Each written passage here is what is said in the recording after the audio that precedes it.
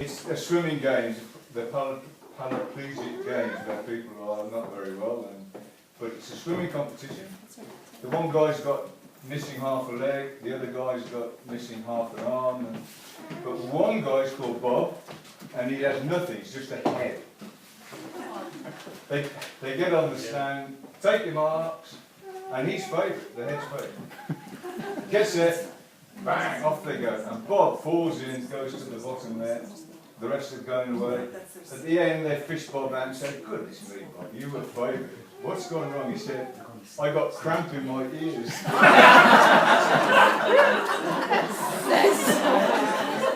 And the brunette comes in first, of course.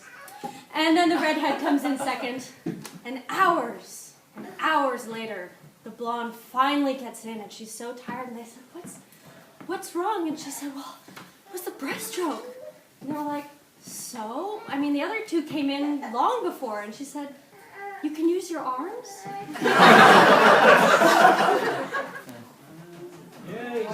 And he never said anything to anybody, so I thought I'd blow his trumpet for him.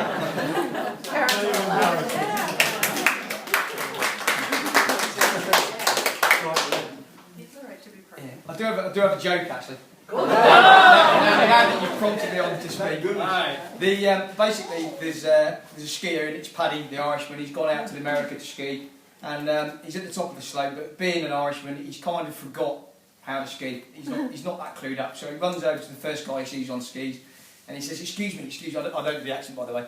He says, "Excuse me, can you just remind me? Is it zig then zag, or is it zag then zig? I can't remember which it is." And the guy stood there with a sledge, and he says, "Well, don't ask me. I'm a tobogganist." He went, "No, I'll have 20 Embassy Regal and a box of matches then, please."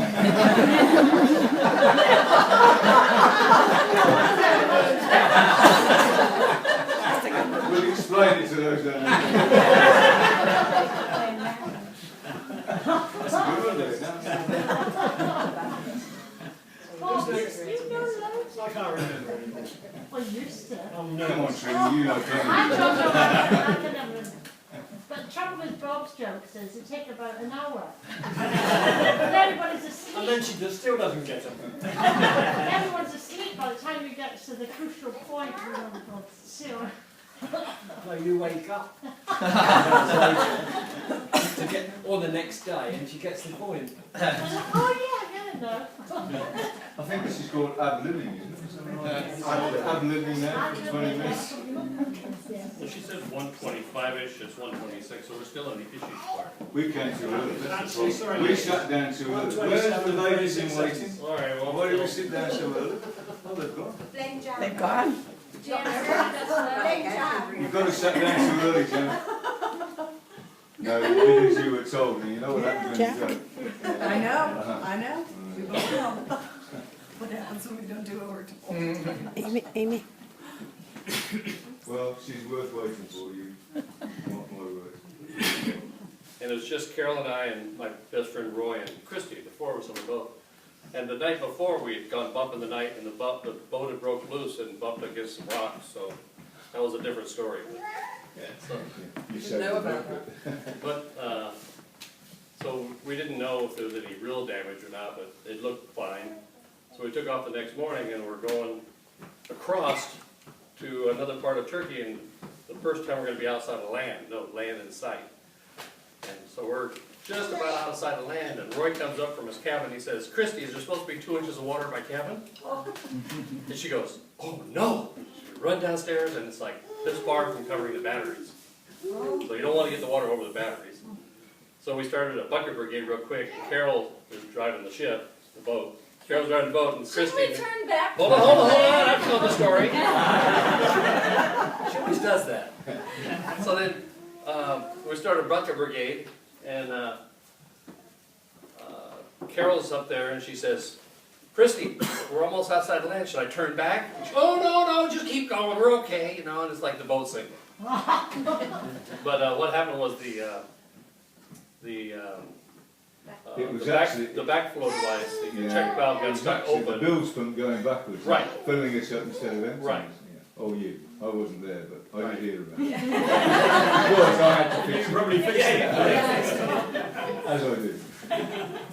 So the night before, and that's where I just proposed to Carol that evening. Tell them about that, good. That's a good one. Well, so I took the abalone shell from Northern, it's a big shell, I painted it gold, and I put a poem inside.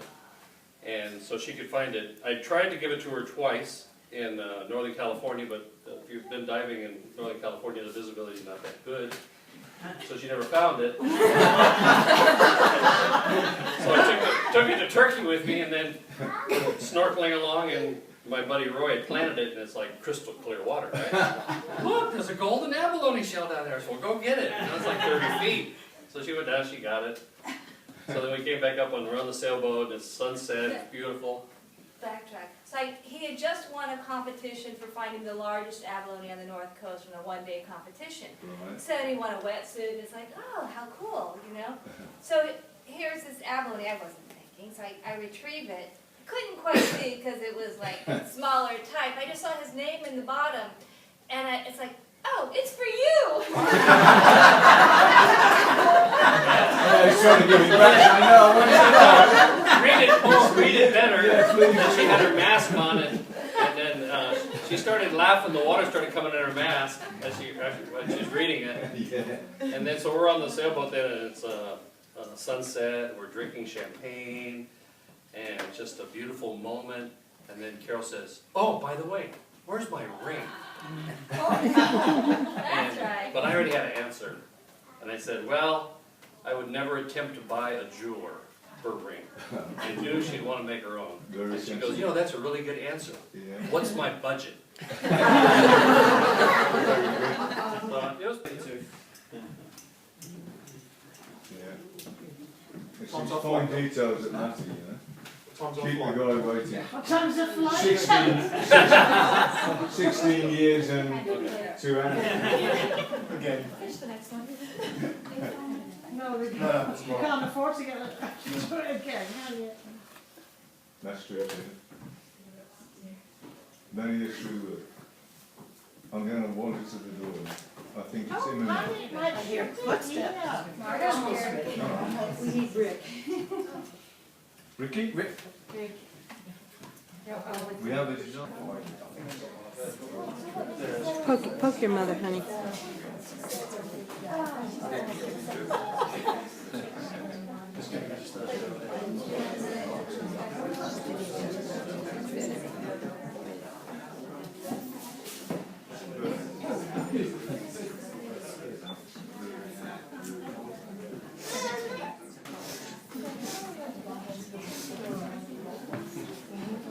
Then I'll take a picture of Jan taking a picture. Hey, Jan. Turn around.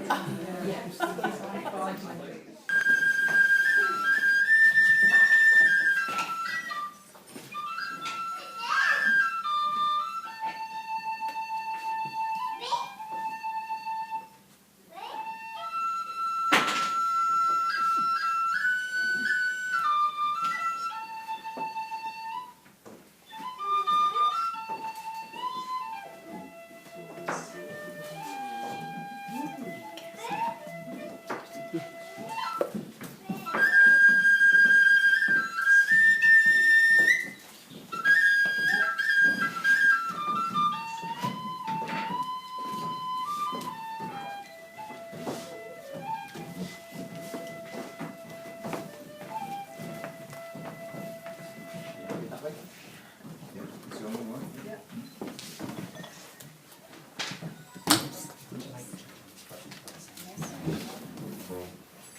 Well, you hold the phone.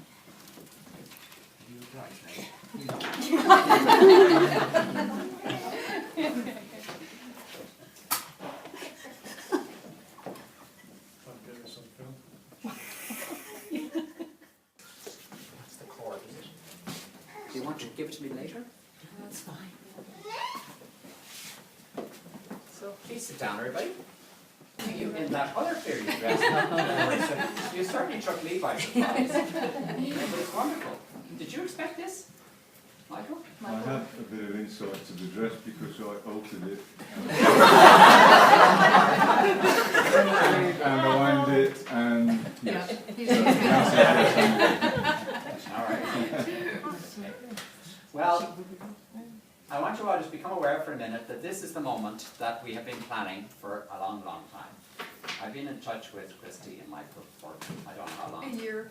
And you've obviously been in touch with everybody else even far longer and arranging everything. And it's a testament to Michael and to Christy that so many of you have come this far to be here today and to join with them in this wonderful moment in their life. It's such a happy moment, such a transitional moment, and it's like turning over a page and there's a whole new story opening out in front of you when you turn over that page.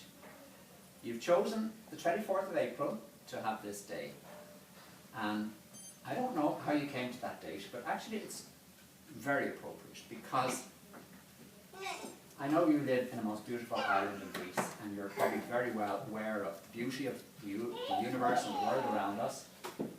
But just at this time of the year, every year, a huge amount of movement takes place and travelling.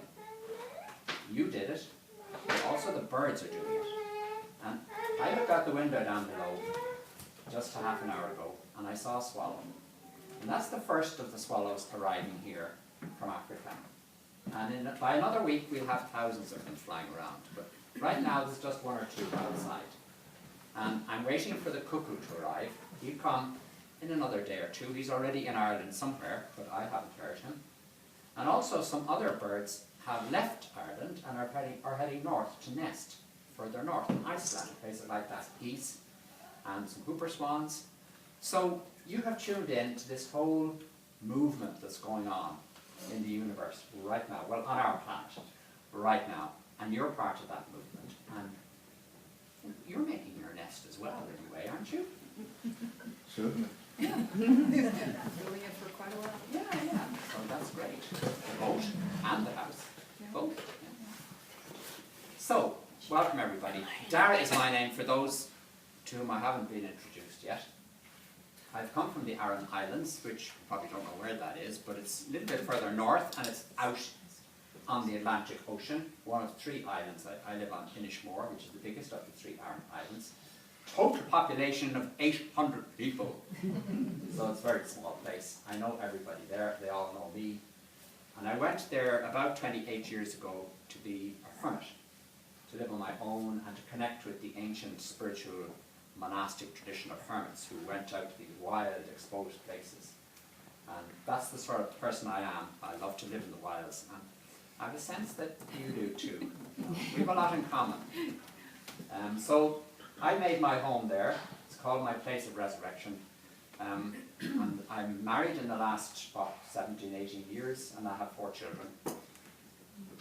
But my spiritual journey continues, and this is more or less the work I do now. Facilitating people in moments of transition in their lives, and this certainly is one of those. So, this building here has just been renovated and reopened, and it's the most beautiful space, and it's used for lots of different things. But today we're using it for something very sacred. So let's consciously create a sacred space in which this wonderful exchange of commitment to one another is going to happen. So that it's a place that will always be sacred in your memories. And so that if ever you visit again, you will say, isn't this the place where Michael and Christy made their vows? Yes, it is. So it'll always be in our memories. So let's consciously create it by filling it with everything that we feel about Michael and Christy, all your love for them, all your care, all your good wishes. And let's invite into this room all the other people who are sending you wishes today. All your friends, your relatives who couldn't make it, people you know in Greece, people you know in England, people you know in the States, wherever. Let's just fill the room with all their good wishes and blessings as well. And you know, the universe itself blesses you today and wishes you well. And that's expressed in anybody you might meet in Ireland today. If you said to them, today is my wedding day, they would immediately wish you well. So let's take all those into the room as well, and not just into this room, but into this whole Springfield Castle, so that wherever we are during the day, we feel surrounded by this love and blessings and support for you both. Thank you. Now we're going to have some readings, and Alexa, if you come up here, Alexa, and you read the first one for us. The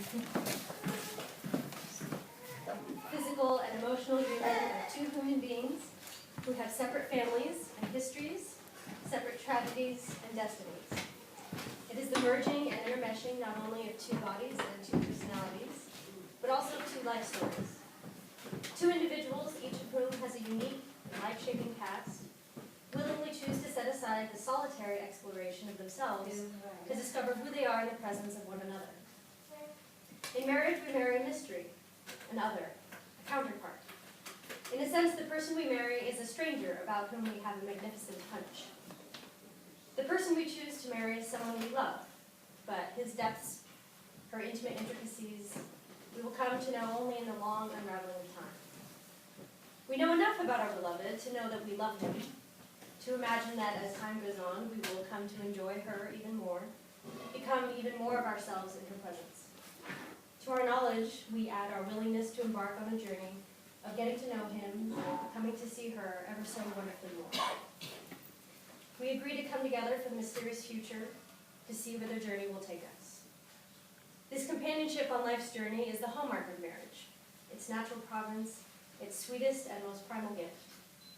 To be married means we belong with someone else, that we are no longer always alone, that we no longer must eat and sleep, dream, wake, walk, talk, think, and live alone. Instead, there is a parallel presence and spirit in all that we take. We are bridled, connected, attended. We move in the midst of the aura, the welcoming, soul-filling presence of another human being, no longer facing the troubling, heart-rending hurt of our lives in isolation. In marriage, we are delivered from our most ancient aloneness, embraced in the nest of human company, so that the sharp teeth of the truth that we are born and die alone are blunted by the miracle of loving companionship. Marriage is also the incubator of love, the protected environment in which a love that is personal and touching and real can grow, and as a consequence of that growth, develop in us our highest capabilities as loving human beings. We are each still and always becoming, and when we marry, we promise not only our own becoming, but also our willingness to witness and withstand the ongoing becoming of another human being. That is because in marrying, we promise not to love, or we promise to love not only as we feel right now, but also as we intend to feel. In marriage, we say not only, I love you today, but also I promise to love you tomorrow, the next day, and always. In promising always, we promise each other time. We promise to exercise our love, to stretch it large enough to embrace the unforeseen realities of the future. We promise to learn to love beyond the level of our instincts and inclinations, to love in foul weather as well as good, in hard times as well as when we are exhilarated by the pleasures of romance. And we change because of these promises. We shape ourselves according to them, and we live in their midst and live differently because of them. I'm not married, nor have I ever been, so I don't know if this is all true, but I know many people that have been married. My parents have been married for over 40 years, and I've known you for 20 years, and I have no doubt that you guys are going to be wonderful in the next 20, 40 million years. So I love you both. Thank you. Welcome, next. Feel no rain, for each of you will be shelter for the other. Now you will feel no cold, for each of you will be warmth for the other. Now there will be no loneliness, for each of you will be the companion to the other. Now you are the two persons, but there are three lives before you. His life, her life, and your life together. Go now to your dwelling place, to enter into the days of your life together.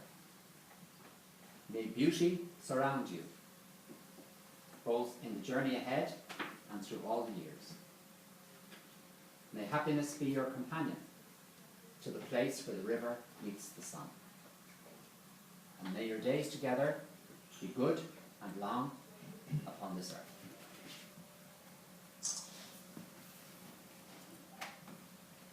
So now we invite you to make your vows to each other and in our presence.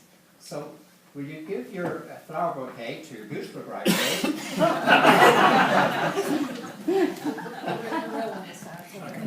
Mine, you're right. No, you're fine. My first mistake was going on the wrong side.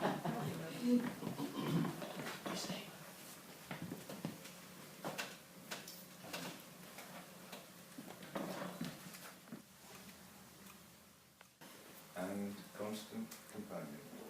To have and to hold, To have and to hold from this day forward, from this day forward, for better or for worse, for better or for worse, for richer, for poorer, from this day forward, from this day forward, until death do us part. until death do us part.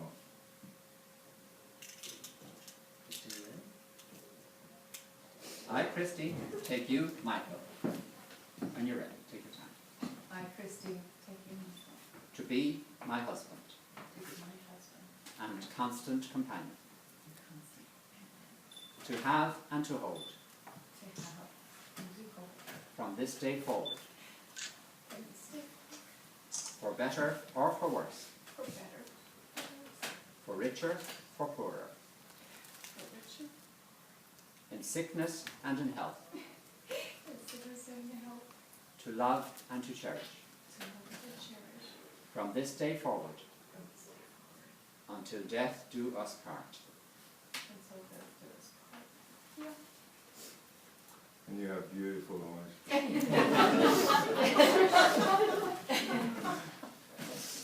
Do you have the rings or does somebody else have the rings? Oh, okay. I have them tied over there. Quickly put your hand on. Don't take any time because I want to go quickly. But think of all the good wishes you have now for Michael and Christy. Yeah. Let them carry those wishes and your blessings and your support into their married life.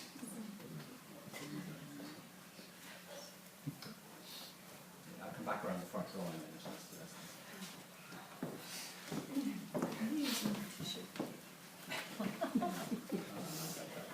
The whole box there, the whole thing. Keep. So did the rest of their work? Yes, I think so.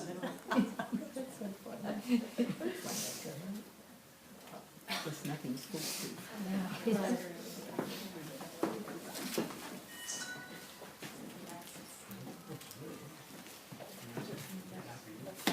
Clear as I can see it.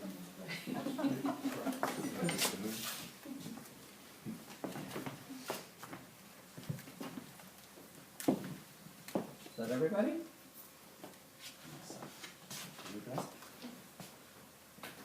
Now you can untie the knot. Tying a knot and untying. Yeah, that's Tying one knot. First for Christy. Place it on our finger. And as you do it, say, Christy, wear this ring Christy, wear this ring to remind you of my love for you to remind you of my love for you and my commitment to you today. and my commitment to you today.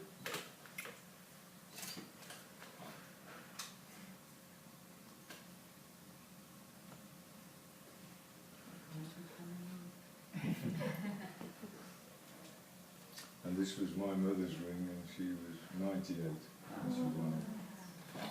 May you live to be 98. We say in the Irish language, we say, Gamaira tu an Céad. May you live to be 100. Yeah.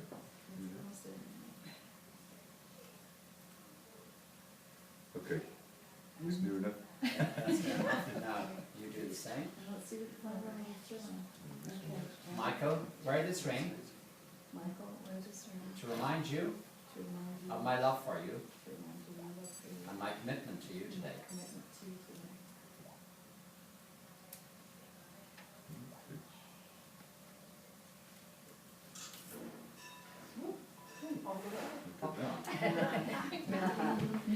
Now we've got to tie the knot.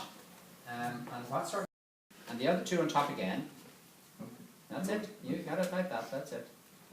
Now let's see if we go around. Christy and Michael, you're now like two trees growing side by side. You're giving each other shelter and support. Onto the ground, your roots are intertwining more and more as you both reach for the sources of life.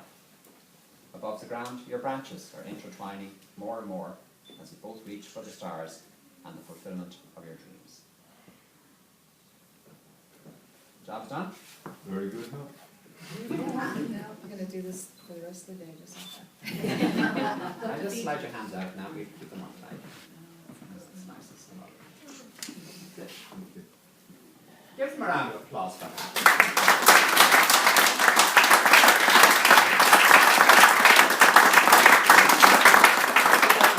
Now or wait till it's finished? We'll wait until we'll move. Yeah, so we'll sit down again now because we have a few little bits and pieces still to do.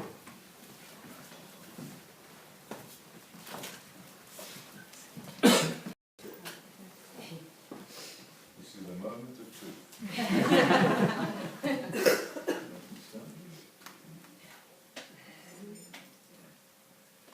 Are these your eyes? Is That your smile? I've been looking at you forever, yet I never saw you before. Are these your hands Holding mine. All along I've never been so right. For the first time, I am looking in your eyes. For the first time, I'm seeing who you are. Can't believe how much I see when you're looking back at me. Now I understand what love is. Love is for the first time. Can This this be be? real? Can this be true? Am Am I the person I was this morning? And are you the same you? It's all so strange. How can it be? All along this love was right in front of me. For the first time, I am looking in your eyes. For the first time, I'm seeing who you are. Can't believe how much I see when you're looking back at me. Now I understand what love is. Love is for the first time. Such a long time ago, I had given up on finding this emotion ever again. But you're here with me now. Yes, I found you somehow, and I've never been so sure. For the first time, I am looking in your eyes. For the first time, I'm seeing who you are. Can't believe how much I see when you're looking back at me. Now I understand what love is. Love is for the first time.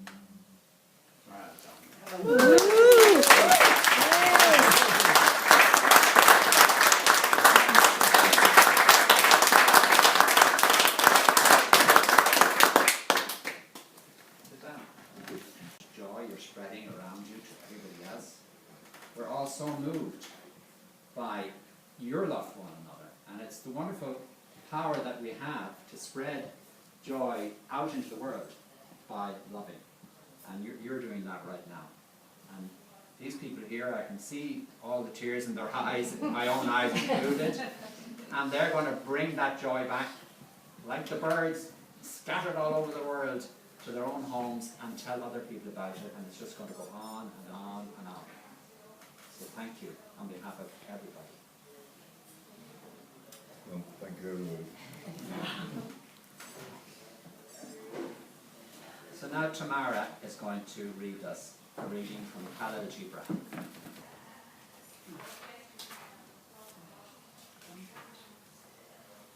Mitra spoke again and said, "And what of marriage, master?" And he answered, saying, "You were born together, and together you shall be forevermore. You shall be together when the white wings of death scatter your days. Aye, you shall be together even in the silent memory of God. But let there be spaces in your togetherness, and let the winds of the heavens dance between you. Love one another, but make not a bond of love. Let it rather be a moving sea between the shores of your souls. Fill each other's cup, but drink not from one cup. Give one another of your bread, but eat not from the same loaf. Sing and dance together and be joyous, but let each of you be alone. Even as the strings of a lute are alone, though they quiver with the same music. Give your hearts, but not into each other's keeping, for only the hand of life can contain your hearts.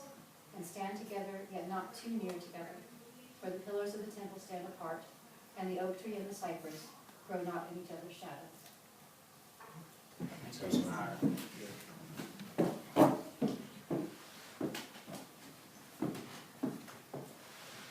You have plenty of family and friends here today, but there's another category, I suppose, that we also want to remember. And they are those who have helped to make you who you are, one way or another, but who cannot be present here today. Was that it? That's The angels aside. cheering for That's you. That's the peacock realised you were now married. It's cheering. So, you didn't come here alone. You came here because you have parents, you have grandparents, you have a long family tree that goes behind you. And those people didn't just pass on some of their genes to you, they also passed on to you some of their example, some of their thoughts, some of their influence, some of their goodness, some of their lessons. And you, by remembering them and by living out those, continue to keep them, if you like, alive. Physically they're not alive, but in every other way they can be alive because you remember them. So I invite you today, especially, to remember your ancestors.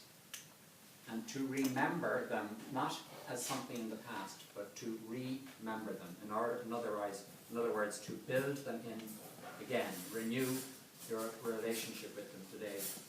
And as you vow to one another, vow also that you will keep them as part of who you are, part of your memory, part of your life. So we give thanks for all of them. And we give thanks too for all those whom you had invited to come here today and who couldn't make it. We connect with all of those as well, and with all that you love, wherever they are on this planet. And to invite them also to be present to you daily in your lives as you go forward together. So we remember for Michael, your parents, Margaret and Douglas, and Christy, we remember your parents, Mabel and Curly. And now we invite Phyllis to please say a prayer. Is it you want to say? I think it is.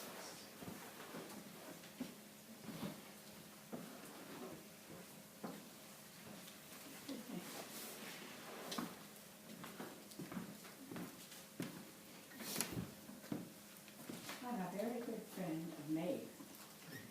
They lived next door to me in the Russell Springs. So when I heard this wedding was going to be, I said, I got to be there. So this is a prayer for you. We have so much for which to be grateful on this auspicious day. First of all, we could think about how God made this world, creating the dome with its sun and light, moon to mark the night, stars to tantalize us. Then he made the sea and the earth and filled them with living creatures and animals. And then he created plants and trees to provide all kinds of food and drink. I can always imagine Christy and Michael sailing along their seas, a appreciating all these gifts. All these things he saw were good, but something was missing. He declared that he needed man, created to be in his image and likeness. So different did he create us all. So we must be most grateful that we have one another to love and respect. It is my prayer that Christy and Michael grow in that love every day and always remember to respect each other. They have so much for which to be thankful to their Creator. Thank you, Phyllis. Thank you.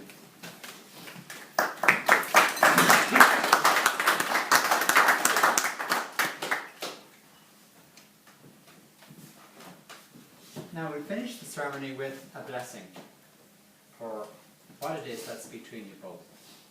As the Apache wedding reading said, there's two lives, but there's three living things in front of us. There's two of you, and then there's your relationship in the middle.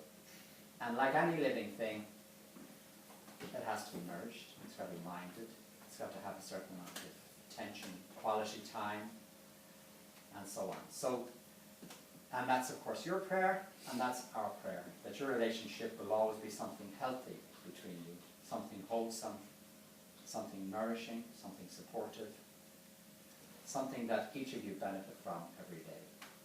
So let's use this symbolic blessing, which I'm going to give you, as an expression of our prayer and your prayer, that that relationship be something life-giving every day in your life from here on in. So to represent that, maybe your left hand, your right hand, join together in the middle, and that's your relationship there now. And we bless it, and I'm going to use the sign of a Celtic cross. That's you've probably seen it, circle and the cross in the middle. And it's a Christian symbol since the Celtic monks adopted it. But they adopted it from, I believe, a prior practice, which was the Druids. And if you just imagine everybody living in the forest, and some trees are used for worship, some trees are used for medicine, and other trees are used for building and for burning. How do young people sent out to get some timber for the fire know which to cut down, which to leave? Because the Druids have gone out before them and they put a sacred sign on all the sacred trees. And I believe this is the sign. The circle and the cross was the sacred sign on the sacred trees. And it was a sign that something is sacred and a sign that something needs to be protected. So I'm going to use that sign on your hand. May your marriage relationship is something that you regard always as sacred. May it be something between you that's wholesome, supportive, nourishing to each of you throughout your life. And may it never lose its integrity.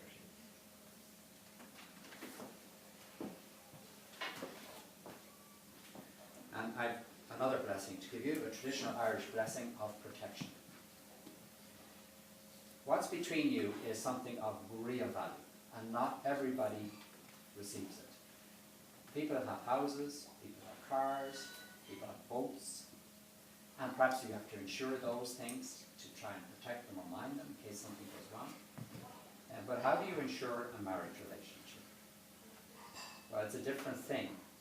So, this is a traditional Irish blessing to insure your marriage. And it's walking around in a circle, sprinkling the water from a holy well. This water is from the holy well near my house, the well of St. Kieran. And I sprinkle it going around the same way as the sun goes around the earth. So sun-wise direction. We call it a Ferris Deshua, a journey to the south or to the right. And as I surround you, I'll use certain words. So I surround you with all the goodness in the universe, with all the love in the universe, with all the beauty in the universe, with all the truth in the universe. May that be your shield and your protector. And within the circle of protection, may your lives be filled with all the fruits of the Spirit: joy, peace, patience, kindness, gentleness, generosity, compassion, trustworthiness, loyalty, forgiveness. And may nothing ever break through this circle we put around you today that would any way threaten your love to one another, darken your days, or damage your marriage.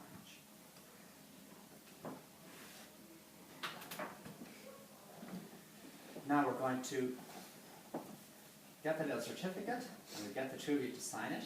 We'll get the two witnesses to sign it. I'll sign it. And that will mark the end of the sermon. And then we declare you. And we have to light the candle too. Yeah, we better do that too. So come on. Let's light the candle first. So.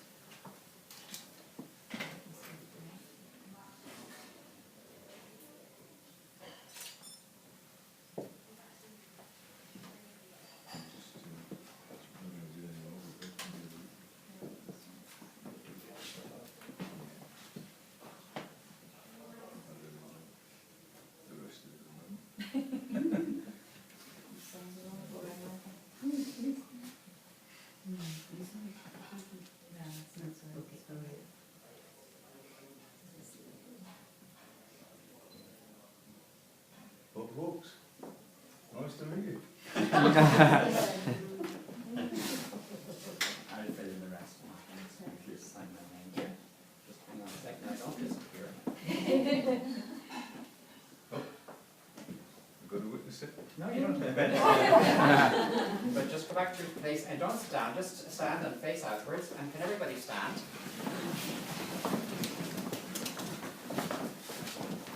This has been a ceremony to bless Michael and Christy in their marriage. But it's been a blessing for all of us as well. And we have the promise of lots more blessings for as long as we know them and as long as we accompany them as they live out these vows that they have made. And we've had such a privilege to witness them making here in Springfield Castle.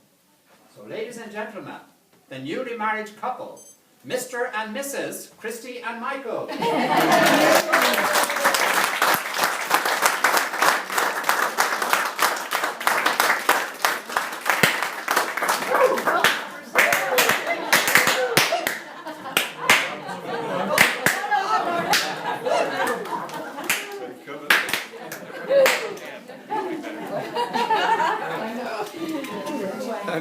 Really delayed now. I do not like pops.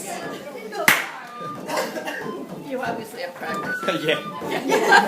Just one more. Oh no, surely not. See you later.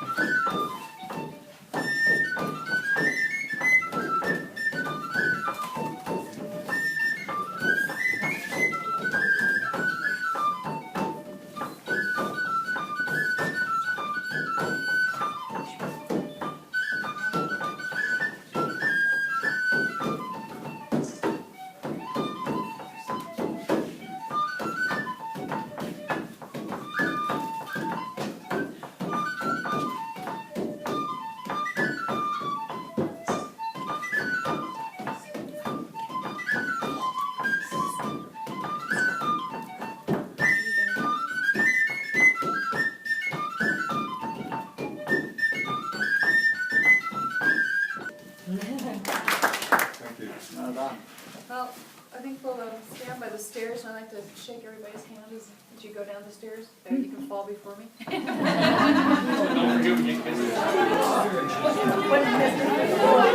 I can't take a picture of me hugging you. I got your whole ceremony.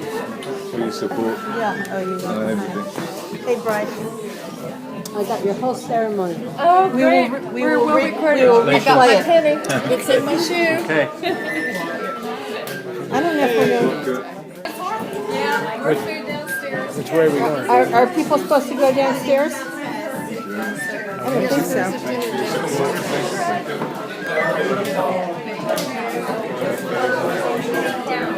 I thought I'd get Jack with the three of you so that the people in San. Huh? Yeah. Just take a regular. I can't take a video. I don't want to be wiggly.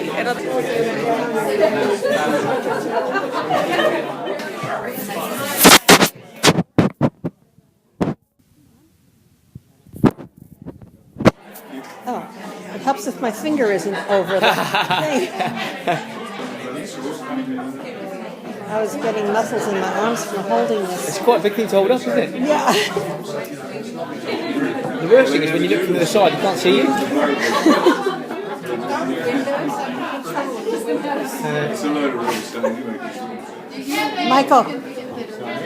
Just trying to get a shot. Louder.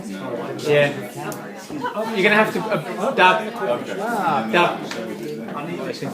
Only eyes for one person. Well, I suppose that's the way it should be. Yeah.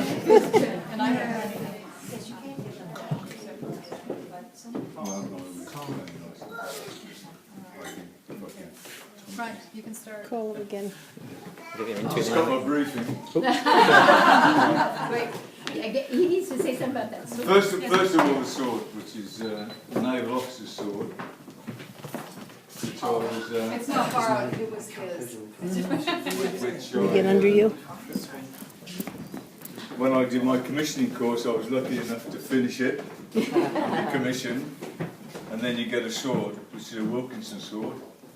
It's a naval officer's sword. Actually, to go back a little bit, it has a belt, and all naval officers drag their sword on the ground, and they only pick it up when they really need to. That's the tradition in the Royal Navy. But it is a sword that you get when you commission. Non-commissioned officers don't have it. And this has been mine until I retired, and then I gave it to my son, who ended up in the Royal Navy, and I gave it to him to use while he was serving. And he's finished now, he's retired. So that's the naval officer's sword. Nobody ever cuts a cake with it,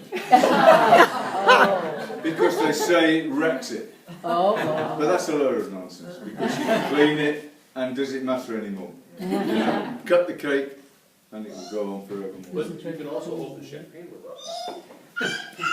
Top off? Yeah. Well, that's another story, Kurt. We need a demo. When I was in the south of France with the French Foreign Legion, they did just that. They took the tops off all their champagne bottles and wine bottles, and they just took the top off. But the whole thing just degenerated into a complete mess. Everything ended up in a big pile, and everybody was just full down drunk. That's the French Foreign Legion. And there's a bit more to it, but I'm not going to tell you. So, Wilkinson sword, naval officer's sword. We can do this. We're actually going to try and cut it. Yes. Should we saw through here?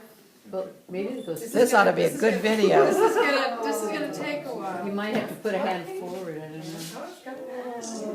know. Yeah, it's just like when we kayaked together. Michael did all the work and I looked like I was doing it. I think we've bottomed out. It's empty, really. Yes. That's probably it. There's probably a piece of cardboard. Yeah, I was going to say that's probably. It's all cardboard. And it's the same one you guys had yesterday, so. Oh, good.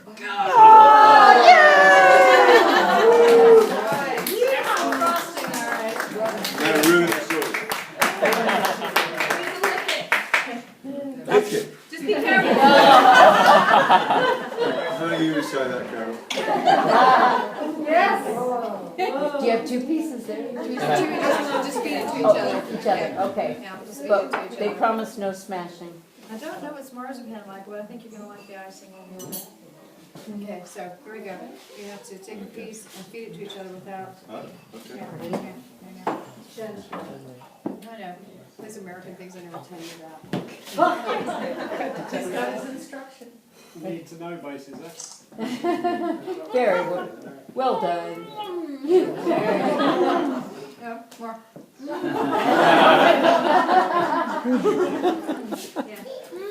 It's really This could develop. Okay, we'll go and have dinner. And I'll get some later on with your ice cream. That's the So best we can give possible this to use of a sword. whoever's gonna get it next. Yep. We'll clean it. So, is Thomas gonna do some music for us now? Pretty good? Just getting his camera. Okay. This is Eric Clapton of the future. No, I know I'm building him up, but that's it. Alright, so I'm not sure how soon dinner's gonna be ready, but we'll carry on for a little bit, drink a little bit more, have some music, and then we'll. And the speech.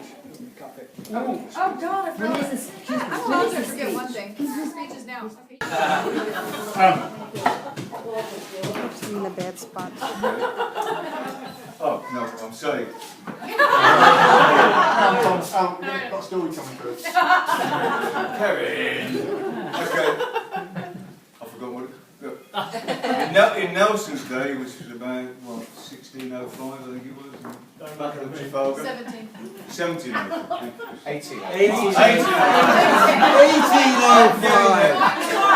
Who gave me the Richard, wasn't it? 1805. Okay. Richard, who knows everything. No, I don't. Put me right. And, but there's a story which is loosely connected with toasting the Queen. And the naval officers on board their warships, when they toasted the Queen, went smashed their head on the deckhead. Oh. And so the Queen said, in future, the Royal Navy and the Royal Navy officers can toast the Queen sitting down. And when I ran a mess which was joint services, which was Army, Navy and Air Force, when I ran the mess of the naval officers' mess, we never stood up. That's where the mess is where they eat. Officers' sounds like a mess, but officers' quarters. So we did.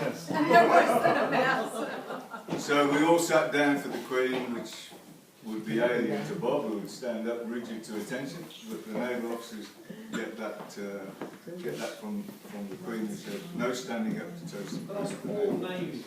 All the Navy. Oh, not just officers. It was All the Navy. Okay. That's good. Right, onward, Thomas. Would you like a comfortable seat somewhere? Well, this is in part of my speech, but Thomas, Bob's youngest son, even though he's 6 And foot mine. 2. Oh, and Trina, of course.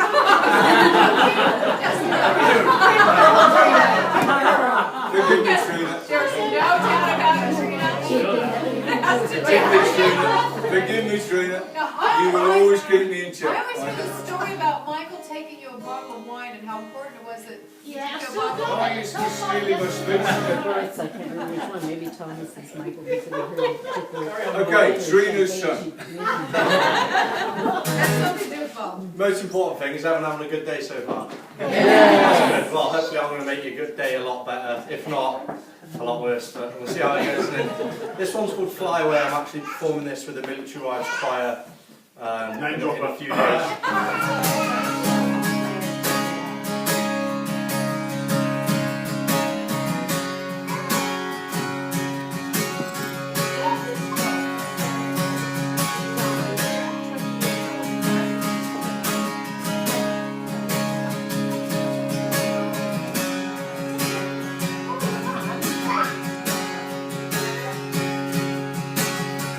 So fly away,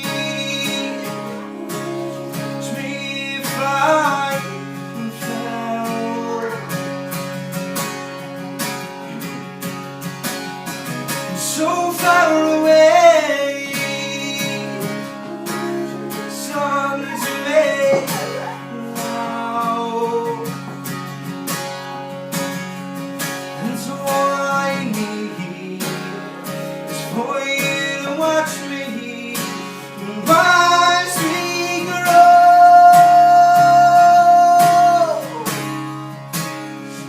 and so all I need is for you to listen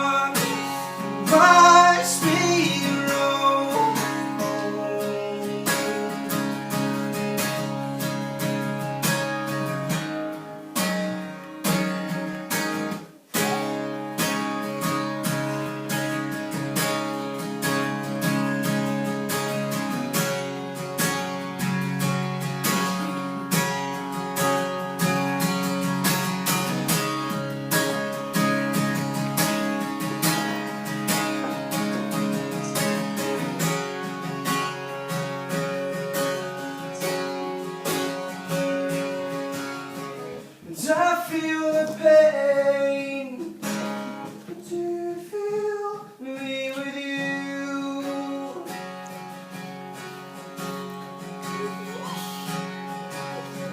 Can't we regain the love and fun that we once knew? And so all I need is for you to love me and watch me grow.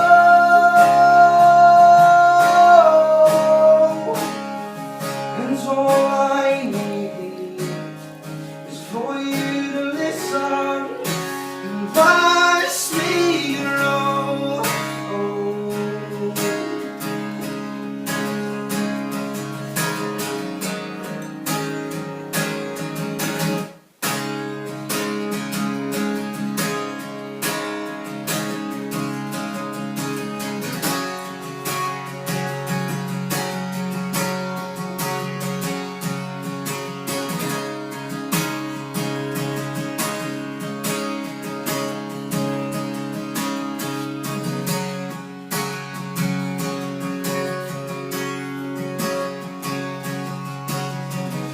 Don't fly away. Catch me if I fall.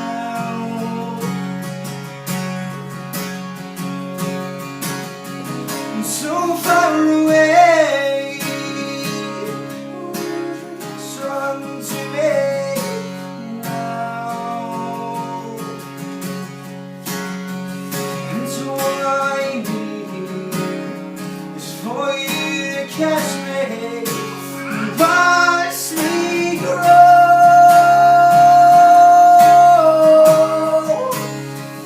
And all I need is for you to listen and watch me grow.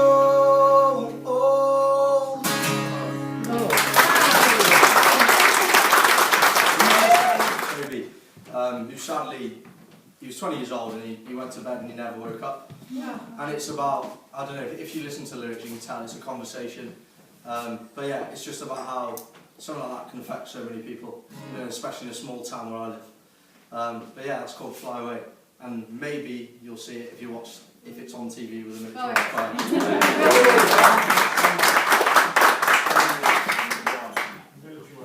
Okay, I got a militarised choir gig. I was actually a cadet RSM in the Army Cadet Force. And all my cadet officers knew me as this green army man, like, you know, all the exercise and stuff like my brother and my dad and daddy members have done. And then my last camp, I decided I'd show them the other side to me, which was my musical side, which none of them knew about, apart from the ones that had me on Facebook, obviously. But none of my officers had me on Facebook. So I played this song and they were like, "Hello, right, you're going to play at my concert." So I played at their concert, and then in front of all my cadet officers, "Where have you kept that? You know, where have you hid that?" And it actually led to the guy who's organising it was inviting me to play in Stoke with the Mercy Regiment band, which was quiet. Huh? All right. For those of you not from the country, have any of you not heard of the militarised choir? Okay, the militarised choir was set up by a guy called Gareth Malone. And it started off with guys from Is it? Okay, basically military guys who were out on tour, and he decided it'd be a good idea to get their wives together and start a choir. So they started doing that, and basically they wrote this song called, what was it? Wherever You Are, or something, I think that's the name. And it was written, all the lyrics are built up from the different letters that the wives had been sending out to the soldiers which were on tour. And they wrote the song, they performed it at the Albert Hall, and I think that was their first big gig, and I was actually there to watch that, so that was a really good experience. And now, basically, it started with one choir, but now all over Britain there's little detachments, if you like, of the militarised choir. So I'm performing with one of them, so I don't know which ones. Gareth Malone reckons that everybody can sing, and he's trying to get everyone around the country to sing. Because, and he says anyone can sing, some better than others. But when we heard these girls singing, wow, it was tears. Especially when you listen to the words they were saying, and it was absolutely amazing. So it's quite an accolade for Tom to be there. What comes next? A lot more, Thomas, come on. Brothers. Would you like to do one more, Thomas? I can't do one more. Yay. Okay. Right, I'll do some covers later when everyone's a bit more merry or something. I'll do another original now. Have you managed to talk? I've already got a manager. EP is available from the... I literally, about 4 days ago, because I'm in a rock band as well, we toured Europe in November, and we just got off the UK tour, so I got off tour about 4 days ago. So it all fits in very nicely. This one's called Cry Out.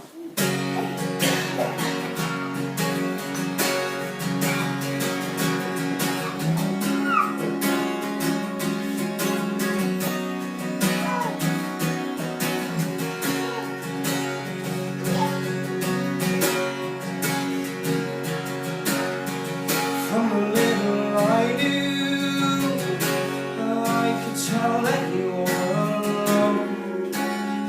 You're on your own. From the little I knew, I could tell that you're not well, and you need help. How was it started? The abuse that you get into, is that not true? So cry out to me, and I'll try to set you free. We can't build this thing again, but this has to be the end.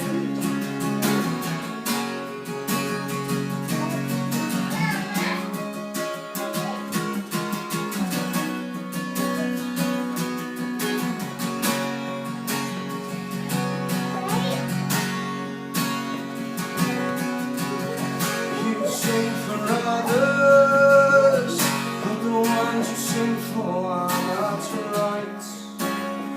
You pay the price. You speak of demons, but they live inside of you. But they are the truth. To the unguided, well, I'll be happy to guide you. You know it's true. So cry out to me, and I'll try to set you free.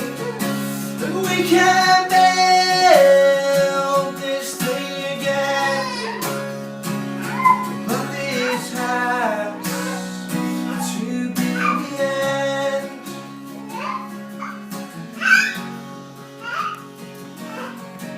Myself, 'cause I know it's trapping you. We see it too. They were your angel, no doubt they saved your life. The time wasn't right. You should go now, and everything will be okay. When we're both safe, so cry out to me, and I'll try to set you free. And we can't build this thing again, but this has to be the end.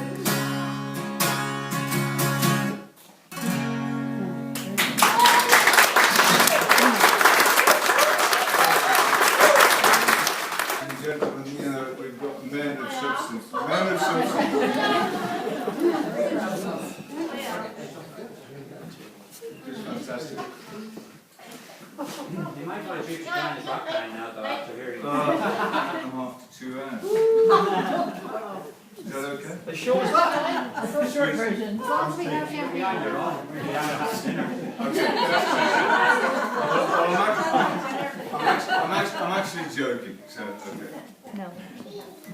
Well, the last one is, but this one, this is a celebration, and I've only waited actually 16 years. We're in agreement on that, 16. Jan has to verify that. 15, 16. Yes, 1998. Okay. Well, Chrissy doesn't rush into things. Can I welcome you all to our wedding? And a special thank you to all those that have come a long way, across the pond and beyond, across America to California. And thank you all very much for coming to our wedding and making that big effort. Okay. Yeah. Thank you. It was definitely more difficult though before the aeroplane. You would have done it. So hands up who's been to Ireland before? Who's been to Ireland before?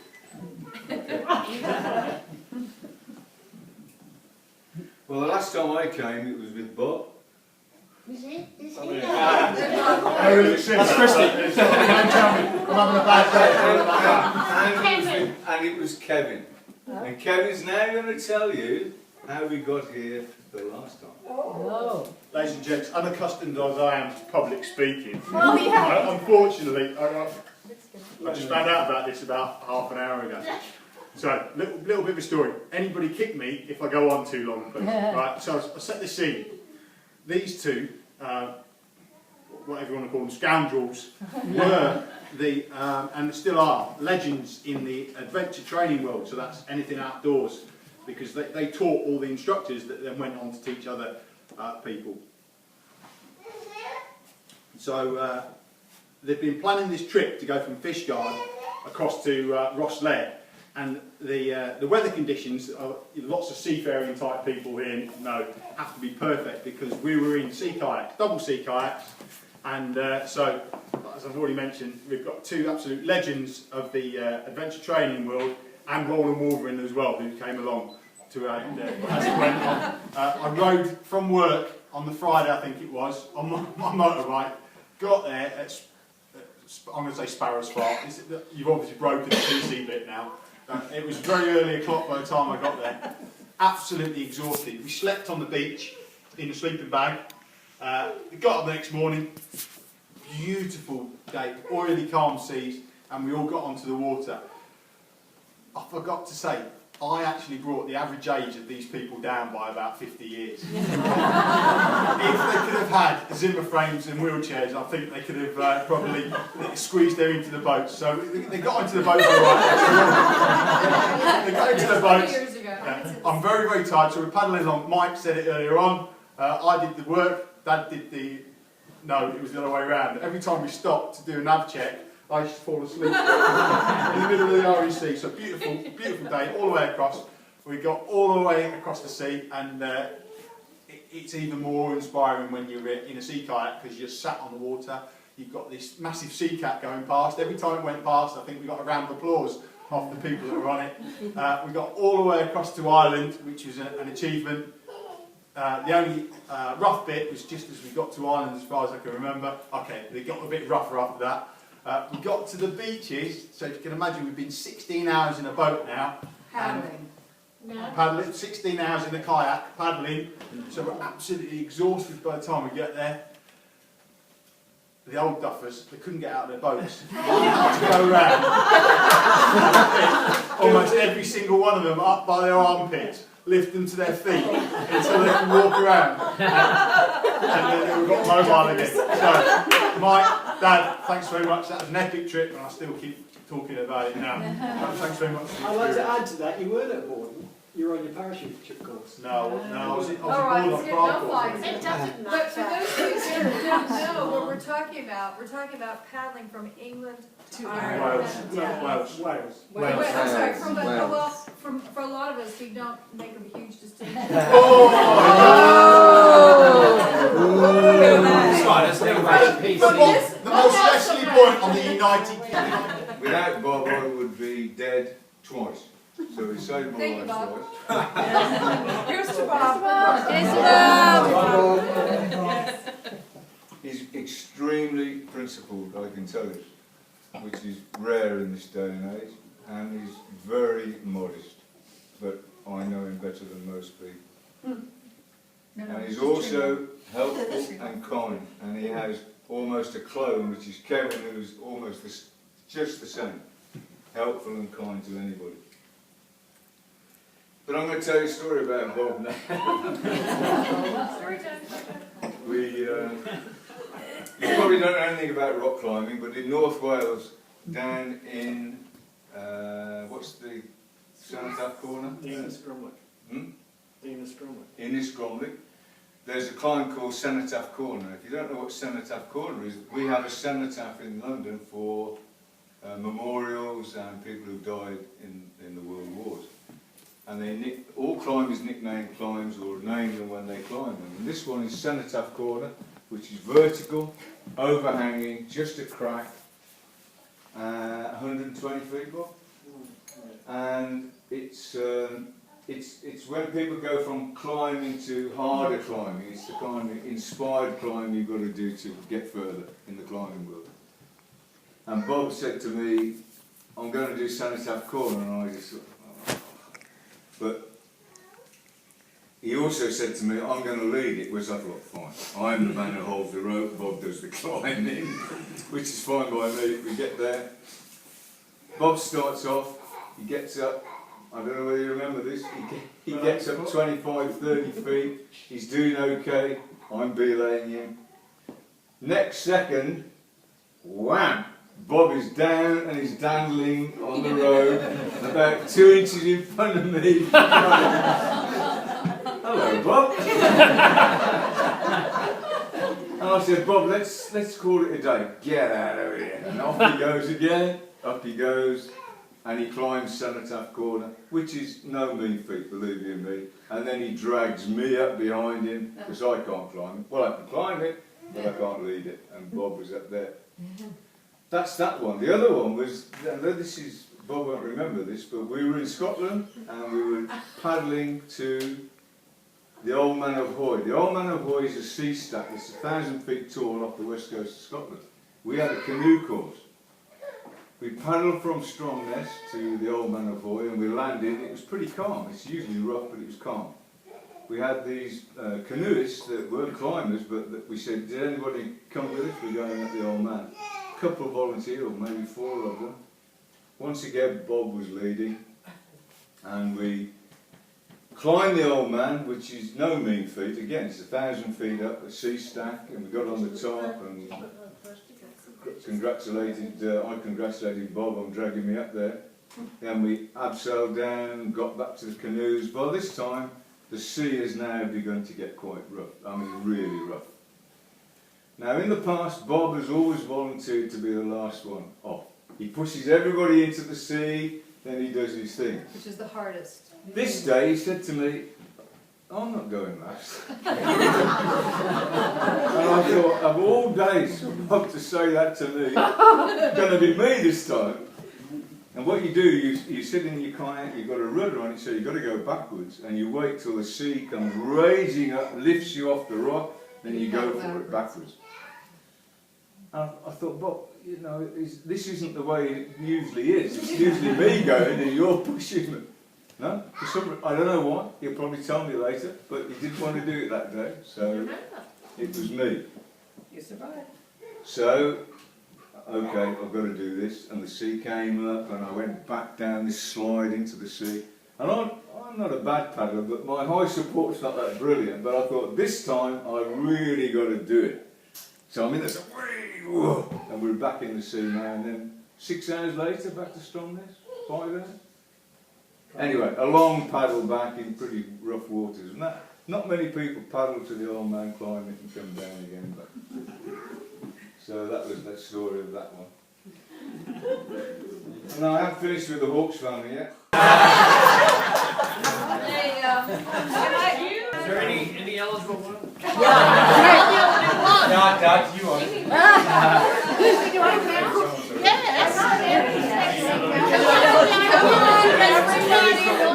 Men and women alike, everybody in, and I'm gonna try and not hit the shot. You guys better watch out.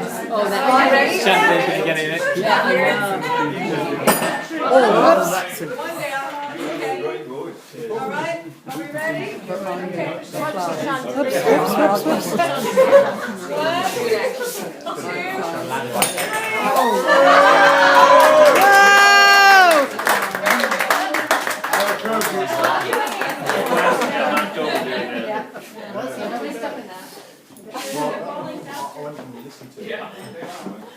Well, I think it's time for dinner. Sounds good.